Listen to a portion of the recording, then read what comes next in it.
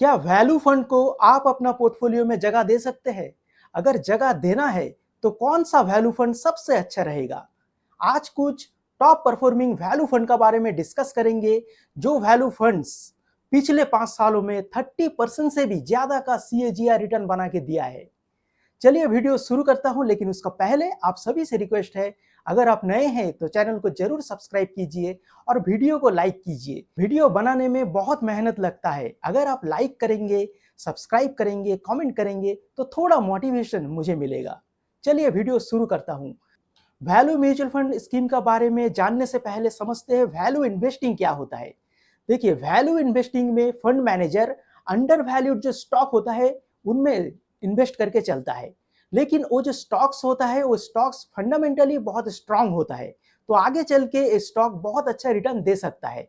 तो fund manager को अगर लगता है जो इस स्टॉक में अपॉर्चुनिटी है फ्यूचर में जाके हाई ग्रोथ दिखाने का, तो फंड मैनेजर वैल्यू इन्वेस्टिंग करना शुरू करता है और जो स्टॉक्स होता है वो कभी ना कभी जाके बहुत अच्छा रिटर्न बना के देता है। तो वैल्यू फंड में अगर आप इन्वेस्ट करेंगे तो शॉर्ट टर्म जो हॉराइजन आपको नहीं रखना है, आपको लॉन्ग टर्म हॉराइजन रखना है, क्योंकि वैल्यू इन्वेस्टिंग में लॉन्ग टर्म में बहुत अच्छा रिटर्न बनता है।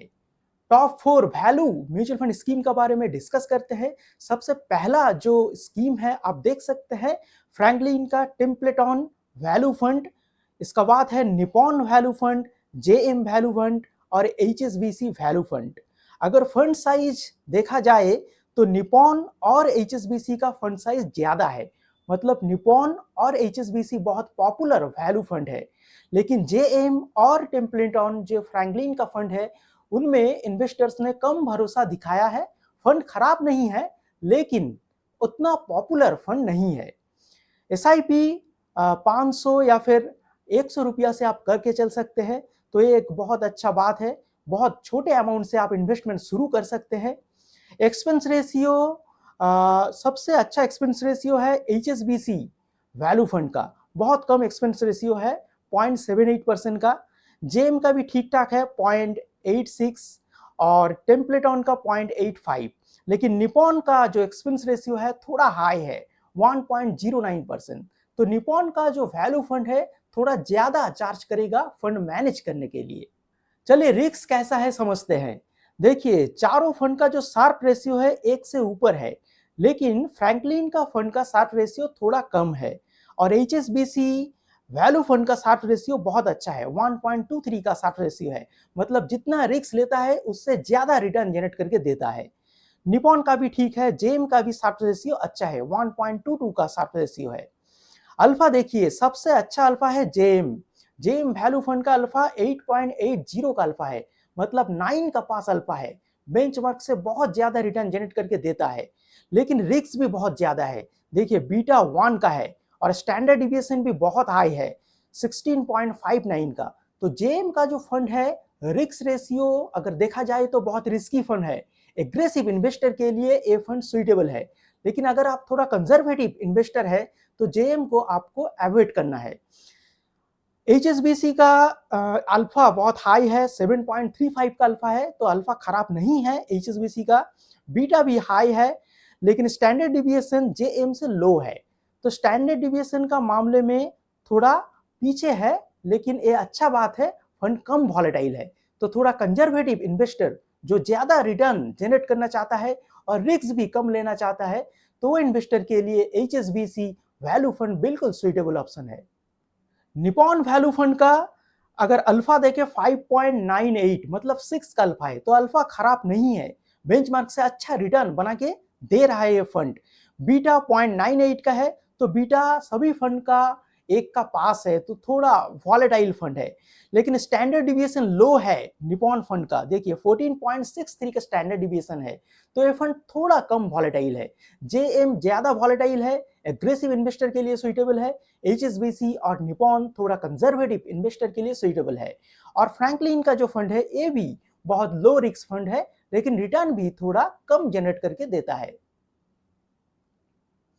चलिए अब रिटर्न की तरफ बढ़ते हैं, कैसे रिटर्न जनरेट करके दिया है short and long time period में ये सब फंड।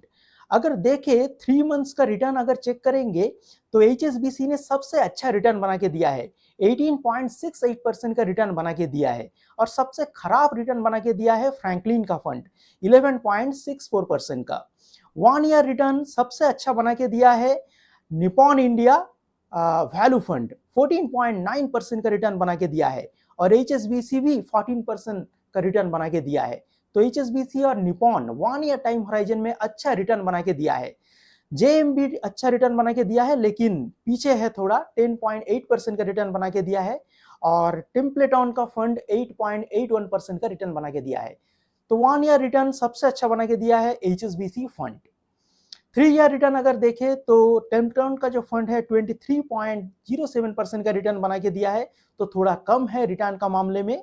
निपॉन ने 25% का रिटर्न बना के दिया है। JM सबसे आगे 28.75% का रिटर्न बना के दिया है। और HSBC पीछे नहीं है, 27.75% का रिटर्न बना के दिया है।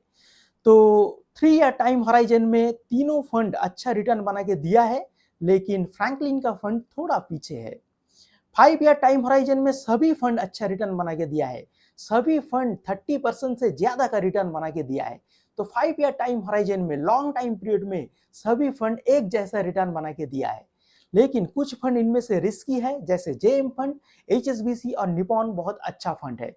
तो ये चारों फंड में सबसे अच्छा जो फंड है जिसमें आप इन्वेस्ट करके चल सकते हैं, देखिए कोई रिकमेंडेशन या फिर इन्वेस्टमेंट एडवाइस नहीं है, एजुकेशनल पर्पस के लिए ये वीडियो मैं बना रहा हूँ। अगर आप इन्वेस्ट करना चाहते हैं तो HSBC और निपॉन का जो फंड है वैल्यू फंड बहुत सुइटेबल फंड है, पॉपुलर फंड है, AUM हाई है, बीटा अच्छा है, स्टैंडर्ड डिविएशन लो है और अल्फा हाई है। मतलब रिटर्न बहुत अच्छा बना के दिया है, जितना रिस्क ले रहा है उससे ज्यादा रिटर्न बना के दे रहा है। तो HSBC या फिर निपॉन का अंदर से आप किसी भी एक फंड में इन्वेस्ट करके चल सकते हैं। SIP अगर करेंगे तो अच्छा रहेगा, लमसम भी आप कर सकते हैं।